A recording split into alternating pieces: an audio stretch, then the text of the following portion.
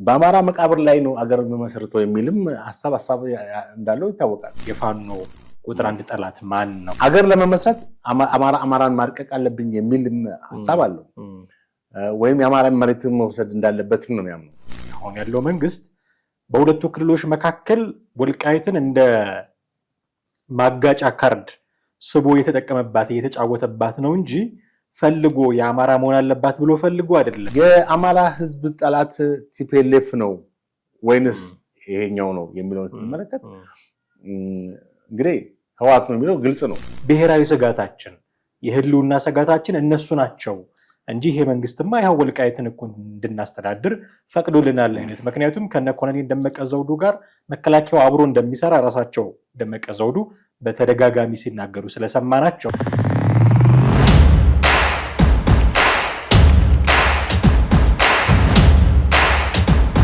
ሰላም ጤና ይስጥልን። እንዴት አላችሁ ውድ ቤተሰቦቻችን? ዘኢትዮጵያን የተከታተላችሁ ትገኛላችሁ።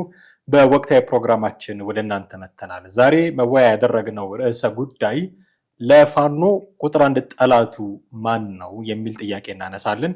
ለዚህ መነሻ የሚሆኑንን ጉዳዮች ከባልደረባዬ ጥላሁን አክሊሉ ጋር እያነሳሳን ቆይታ እናደርጋለን። እስከ ፕሮግራማችን ፍጻሜ ድረስ አብራችሁን ትቆዩ ዘንድ የአክብሮት ግብዣችን ነው። ከኛ ጋር ስትቆዩ ቻናላችንን ሰብስክራይብ ማድረግ፣ የደውል ምልክቱን መጫን፣ ቪዲዮቻችንም ደግሞ እንዲሁ ሼር እና ላይክ ማድረጉን እንዳይዘነጉ ልናስታውሰው እንወዳለን።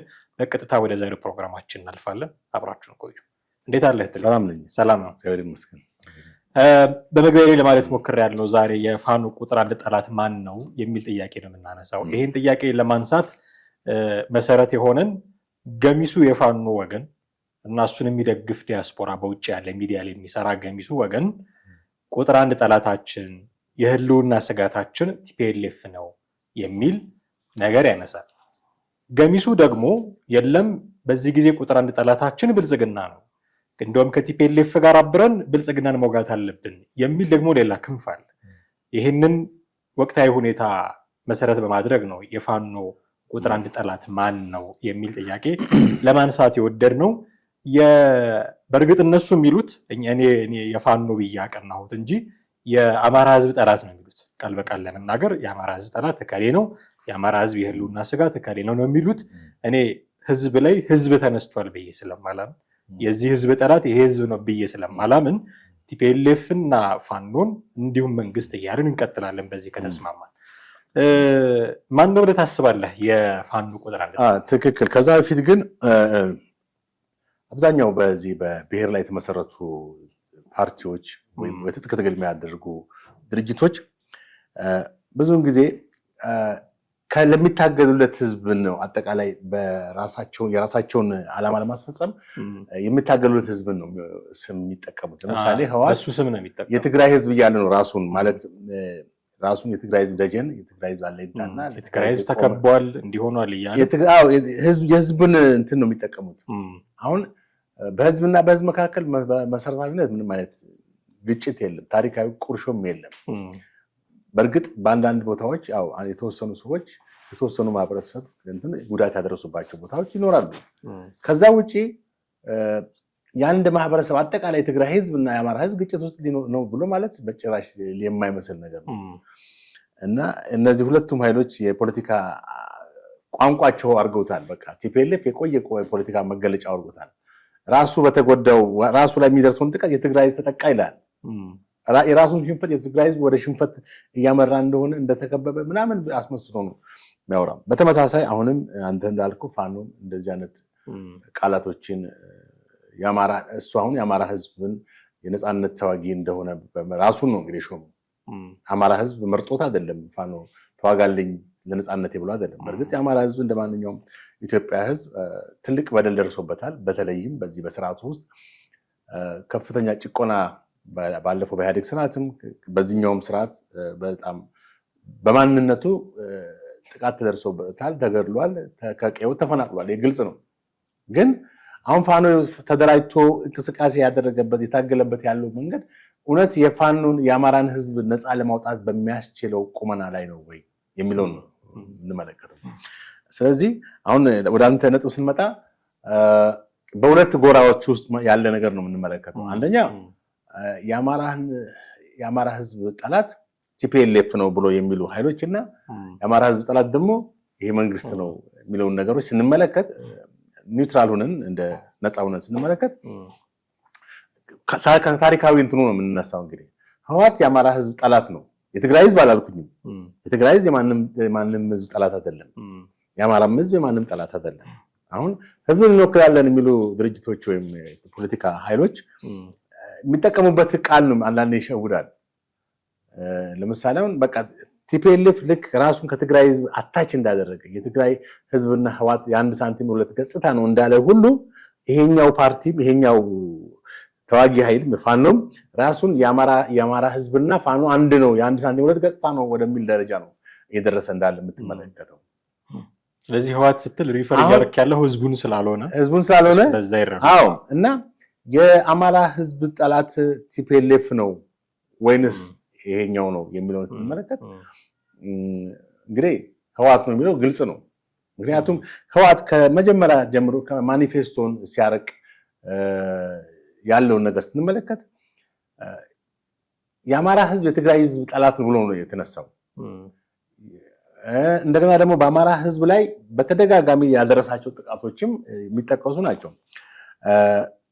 አገር ለመመስረት አማራን ማርቀቅ አለብኝ የሚል ሀሳብ አለው። ወይም የአማራን መሬት መውሰድ እንዳለበትም ነው የሚያምነው። ስለዚህ የአማራን ኤግዚስተንስ የማይፈልግ ነው። አማራ በብዙ መንገድ ማለት ነው ከዚህ በፊት በስልጣን ላይ ያለ ከዛ በፊትም ብዙ ጥቃቶችን ብዙ ጉዳቶችን አድርሷል። አማራዎችን በማንነታቸው ላይ ከባድ ጥቃት እንዲደርስባቸው የቲፒኤልኤፍ ትልቁን ሚና ተጫውቷል እና ይሄ እንግዲህ ታሪካዊ ጠላቱን መሆኑን ማወቅ ያስፈልጋል። ህወሓት በአማራ መቃብር ላይ ነው አገር መመስረተው የሚልም ሀሳብ እንዳለው ይታወቃል። ይሄን እኮ አቶ መለስ ራሳቸው ናቸው መሰለኝ የተናገሩት በስልጣን ላይ ከመውጣታቸው በፊት መሰለኝ። ከባድ ነገር እኮ ነው። በአማራ መቃብር ላይ ነው ህወሓት የምትቆመው ምናምን የሚል እንደዛ ነገር አለ። አገር መመስረት የምንችለው በአማራ መቃብር ላይ ነው ወይም አማራን አድቅቀን ነው እንትን የምንለው የሚል መገንጠልም ካለብን አማራን አድቅቀን ነው የሚልም ሀሳብ ያላቸው ሰዎች ናቸው። ከዚህ አንጻር እንግዲህ ስትመለከተው ቲፒኤልኤፍ የአማራ ጠላት መሆኑ ምንም ማንም የሚያውቀው ግልጽ የሆነ ነገር ነው። አይ ቲፒኤልኤፍ የአማራ ጠላት አይደለም ወዳጁ ነው፣ እንደውም አማራ ህዝብና ቲፒኤልኤፍ በጣም ፍቅር በፍቅር ናቸው የሚል ነገር ሀሳብ ሊመጣ አይችልም በዚህ ላይ። ምክንያቱም በተጨባጭ በ27 ዓመት ውስጥ የታየው ሀቅ ይሄ ነው። ከዛ በኋላ ደግሞ ወደ ይሄ ለውጡ መጣ ከተባለ በኋላ በአማራ ህዝብ ላይ ምን አድርጓል?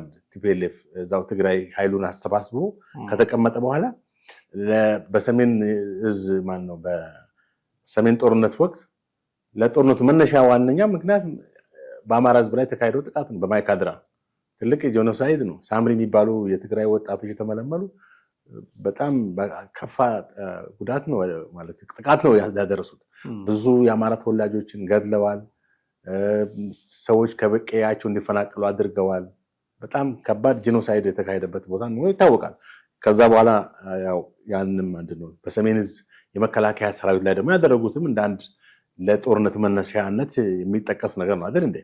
ስለዚህ ቲፒኤልኤፍ የአማራ ህዝብ ጠላት ስለመሆኑ ምንም በቃ ሌላ ማስረጃ ማቅረብ አይቻልም። ሰው ያየውና በአደባባይ ላይ ቲፒኤልኤፍ ራሱ የአክት ያደረጋቸው ማለት የፈጸማቸው ጥቃቶች መጥቀስ ይቻላል ማለት ነው።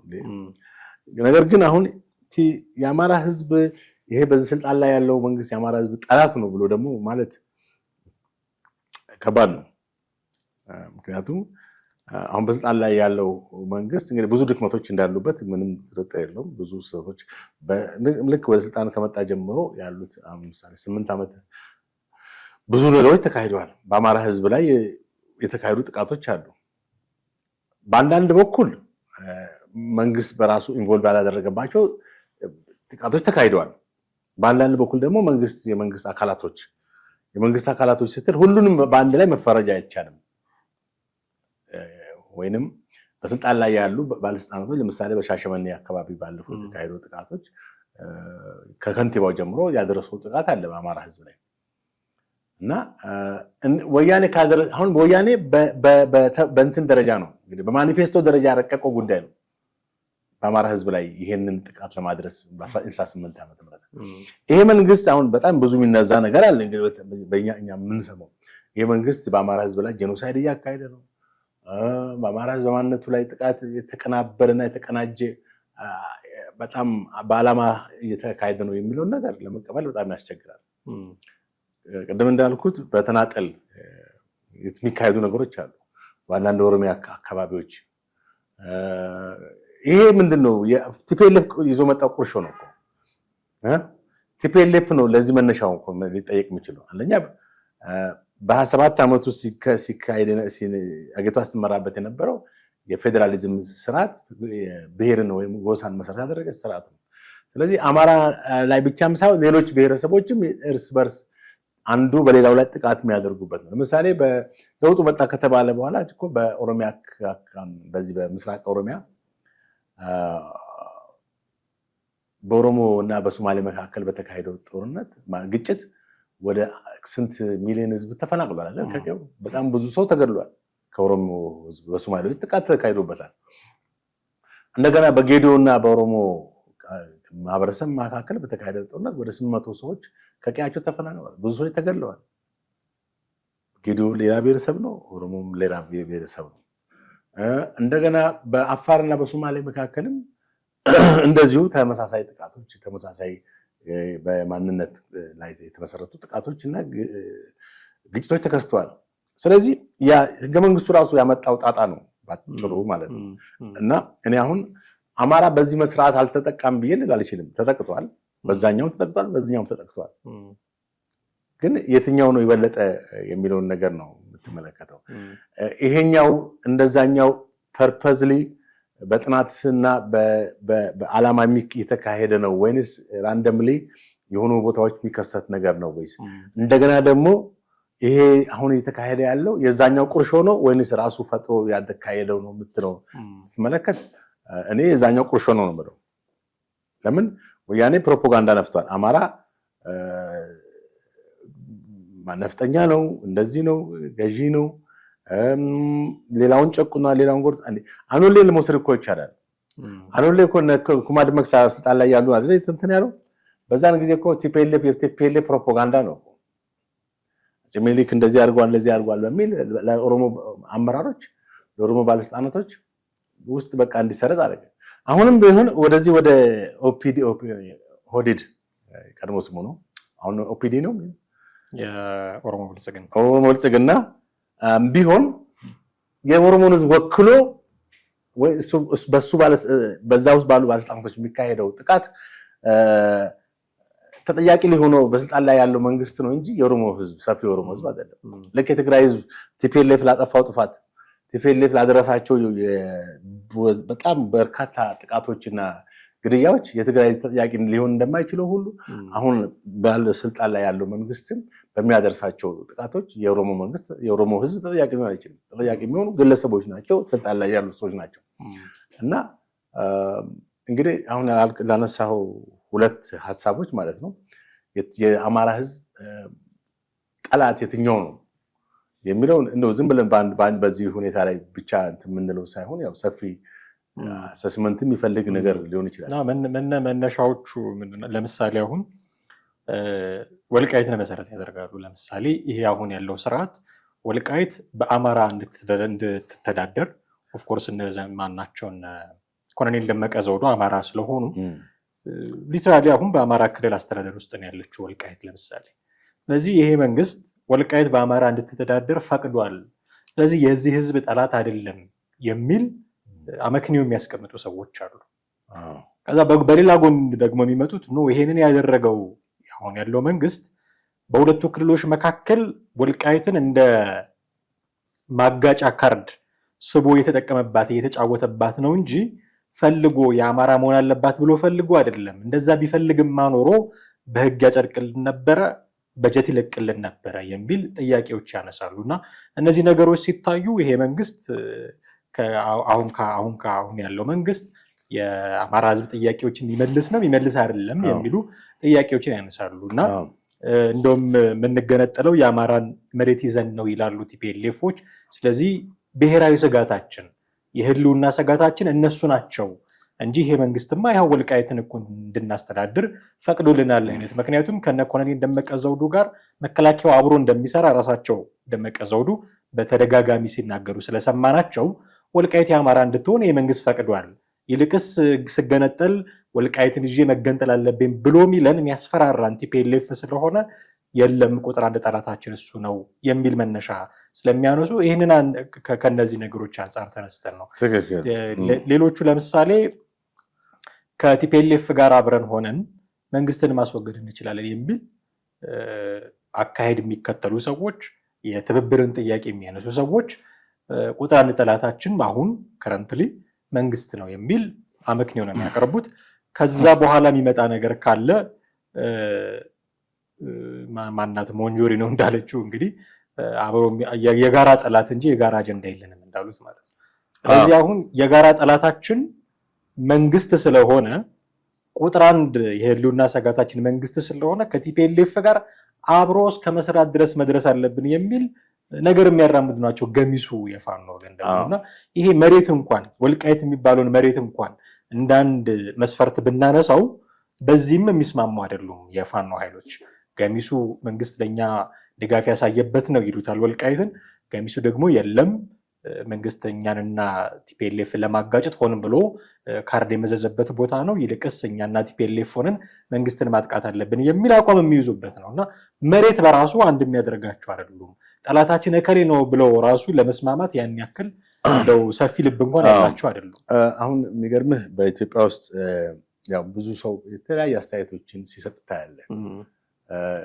የራሱን አስተያየት ደግሞ መስጠቱ ብቻም ሳይሆን በቃ የኔ አስተያየት ትክክል ነው ብሎ እስከ መጨረሻው ፐርሲስት ያደርጋል ያንን ሀሳቡን።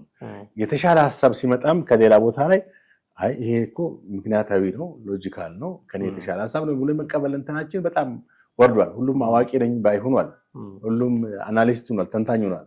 ስለዚህ አሁን ባልከው መንገድ ላይ እንግዲህ በሁለቱም መንገድ ማስረጃው የትኛው ነው አላቸው ወይ እነዚህ ሰዎች? አሁን ወልቃይት በአማራ ክልል ይሄ መንግስት ያው ካለው ኮንፍሊክት አንጻር መንግስት ለጊዜው እጁን ሰብስቧል ወደዛ አካባቢ። ምክንያቱም ሴንሲቲቭ ቦታ ነው። በጣም ተች ቢደረግ ብዙ ነገሮች ያለው ቢያደርግ ከትችት አያመልጥ። አሁን አንተ ያልካቸው እንግዲህ እዚህ ኃይሎች እነዚህ የፋኖ ወይም የፋኖ ደጋፊ በላቸው ይሄን አንተ የመጀመሪያው ለአማራ ህዝብ በመፍቀዱ እንዲያስተዳድሩ በመፍቀዱ ይሄ መንግስት ፖዚቲቭ እንትን ያላቸዋል። እንደገና ደግሞ በዛኛው ሳይድ ደግሞ ያው አንዳንዴ መቃወም የጀመረ ሰው እኮ ምንም ብትለው ብታቀርብለት መቃወሙ አይቀርም። ማጋጫ ካርድ ብሎ አሉ። እንግዲህ ይሄም በጣም የመንግስትን አእምሮ ውስጥ ገብተው ይሄንን አወቁ ማለት ነው ወይስ ምንድነው? ይሄ ማጋጫ ካርድ ያሉት ምክንያታቸው ምንድነው? ማስረጃቸው ምንድነው? በቂ ማስረጃ ሊፈቅዱልን ቢሆን አትሊስት በህግ ያጸድቅልን ነበር ብሎ በቃ ይሄ ማለት ሰዎች የመናገር እንትናቸውን ነፃነታቸውን ይጠቀማሉ። ችግር የለውም እሱ አገሪቷ ላይ የመናገር ነፃነት አለ ይላል። በአንጻራዊነት ልበለው እዚህ ጋር ምክንያቱም አንዳንድ ጊዜ መስመር ስታልፍ ያው የሚመጡ ነገሮች ስላሉ ብዬ ነው። አሁን መንግስት በዚህ መንገድ የሚገልጹ ሰዎች የማጋጫ ካርድ ያሉ ማስረጃ የሌላቸው ሰዎች መሆናቸው ምንም ጥርጥር የለውም። ከዚህ ጋር በተያያዘ ደግሞ እነ ኮሎኔል ደመቀ የመሳሰሉ ሰዎች ጠቅሰው ከዚህ የመጀመሪያዎቹ ሀሳብ ፖዚቲቭ አመለካከት ያላቸው ሰዎች እንዳሉ ነው የተመለከትነው ማለት ነው። ከዚህ ሌላ ደግሞ እነ ሞንጆሪኖ የመሳሰሉ ሴቶች ማለት የቲፒኤልኤፍ ሰዎች ደግሞ ስለ ፋኖ የተናገሩት አለ።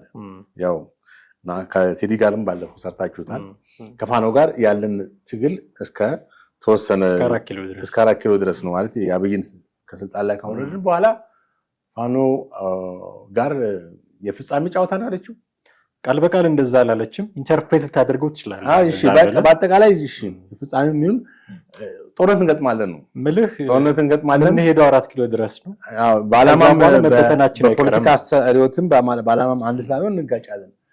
በጣም አሳዛኝና ምልህ እንትኑን ጨዋታው ፈረሰ ዳቦ ተቆረሰ አይነት አገላለጽ ነው ገለጸችው። ምናልባት እንደው ሁለቱም ውስጣቸው ሚስጥሯን ይዘው መሄድ እንኳን የሚኖርባቸው መንገድ ነው የቆረጠችው ሴትዮዋ።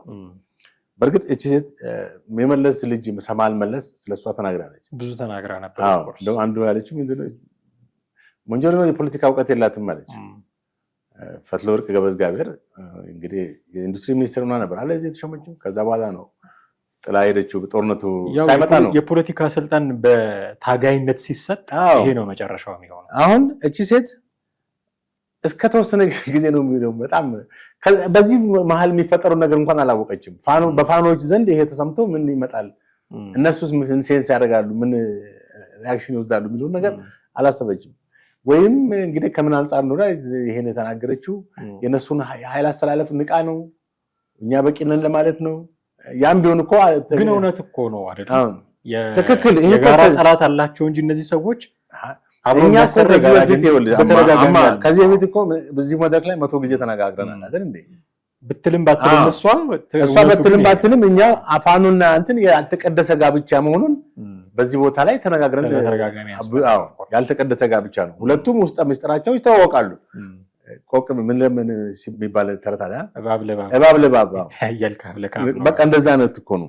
አሁን ግን እቺ ሴትዮ በፖለቲካ ስልት በስትራቴጂን በትኛውም መንገድ ውስጥ ነው መናገር የሌለባት ነገር ነው ያፈረጠችው። ውስጥ በፓርቲ ውስጥ ያለውን ንግግር አደባባይ አወጣችው። እውነትም ሰማል መለስ እንዳለችው እቺ ሴትዮ የፖለቲካ እውቀት የሌላት ዝም ብላ የግምጃ ቤት ሰራተኛ ነች አይደል ያለችው። ግምጃ ቤት ሰራተኛ እንግዲህ እና አሁን ደግሞ በጣም የሚገርም ከዚህ ከፋኖ ጋር ብቻ አይደለም ከአልሸባብ ጋርም ግንኙነት እንዳለው አሁን ከሴትዮዋ ንግግር ምን ትረዳለህ? ማንኛውም ስብስብ ቢሆን አብይን ለመጣል አለች። ማንኛውም ማለት አሸባሪም ቢሆን ማለት ነው። ይሄው ከአልሸባብ ጋር መጀመራቸውን የቀድሞ የትግራይ ቴሌቪዥን አንባቢ ዳሞራ ያህያ የሚባል ግለሰብ ከዚህ ከመንግስት ሚዲያ ጋር በደረገው ቃለ መልስ መስክሯል። ከአልሸባብ ጋር ግንኙነት የመሰረቱ አልሸባብ ማለት እንግዲህ ራሱ ቲፒኤልኤፍ አሸባሪ ቡድን በቃ ተብሎ ኃይል ያሰማራበት ነበር። አዎ አሸባሪ ቡድን ተብሎ የተፈረጀ ኃይል ጋር አንድ ሆኗል ማለት ግንኙነት ፈጥሯል። እንግዲህ ምን ትረዳለህ ከዚህ አንፃር? በእውነት ኢትዮጵያ ማለት ቲፒኤልኤፍ ለትግራይ ህዝብ ቆመ ወይም ኢትዮጵያን የገዛ አይነት ፓርቲ ይመስላል እንዴ? አሁን ሱንታው ስትመለከተው እንዲህ ብሎ የሚለውን ቲፒኤልኤፍን ነው ቁጥር 1 ቁጥር 2 ጠላታችን እያሉ ሌብል ሲያደርጉ ከመንግስትም ጋር ሲያነጻጽሩ። ስለዚህ ከወልቃይት ጀምሮ ያለው ነገር ስንቋጨው ወልቃይት በመንግስት ደረጃ ሰዎች የሚሉት ቅድም እንደተነጋገር ነው ማለት ነው መንግስት ነፃነት ሰጥቶን ይሄ መንግስት በዚህ መንግስት ላይ ፖዚቲቭ ያላቸውን ሐሳቦች እንሰድ እንደገና ደግሞ የመጫወቻ ካርድ ነው ብሎ ያሉትንም ሁለቱ ማስረጃ የሌላቸው ናቸው። መንግስት ቦታው ሴንሲቲቭ ስለሆነ ትቶታል ለጊዜው። ይሄው እኮ አገራዊ ምክክር እኮ ዋነኛው ጉዳይ ይሄ ነው አይደል? አንዱ አከላለል ነው፣ የወሰንና የማንነት ጉዳይ ነው ዋነኛው። እንግዲህ ምንድነው አገራዊ ምክክሩን ሰዎች ቢነቅፉትም ምንም ቢሉትም ሐሳቡ ይሄ ነው አይደል እንዴ? ይሄን እነዚህ ነገሮችን ለመፍታት ነው። በጠቅላይ ሚኒስትሩ የሚፈታ ነገር አይደለም። በብልጽግና ፓርቲ የሚፈታ ነገር አይደለም። ኢቭን በአማራና በኦሮሞ በአካባቢ ባሉ ማህበረሰቦች ሁሉ የሚፈታ አይደለም። በምክክር የተባለውም ለዚህ ነው እኮ። እና በአጠቃላይ ግን አሁን ቲፒኤልኤፍ እና የዚህ ፋኖ ጋብቻ ያልተቀደሰው ጋብቻ ትክክለኛ ማለት እኛ ከዚህ በፊት ያቀረብነው ነገር ትክክለኛ ስለመሆኑ ሞንጆሮ ነው አፈርጠዋለች። በጣም በርካታ ነገሮችን አንስተናል። ሌሎች ጉዳዮችም ሊነሱበት የሚችሉ ነው። ግን ደግሞ እንደዚህ ወደ አደባባይ የመጡ ሀሳብ የሚሰጡ ሰዎችን ስናይ አፕዴት ማድረጋችን አይቀርም ተመልካቾቻችንን። ለዛሬው ግን እጅግ አድርጌ ያመሰግናለሁ። ይህንጥሌ ወደ ቤተሰቦቻችን እናንተም ከኛ ጋር ነበራችሁ ቆይታ እጅግ አድርገን እናመሰግናችኋለን። የዛሬው ፕሮግራማችንን እዚህ ላይ እናበቃለን። ሀሳብ፣ አስተያየት፣ ጥያቄዎቻችሁን በተለመደው መንገድ አድርሱን። ጥላሁን አክሊሉና ማደገፋ ከእናንተ ጋር ቆይታ አደረግን።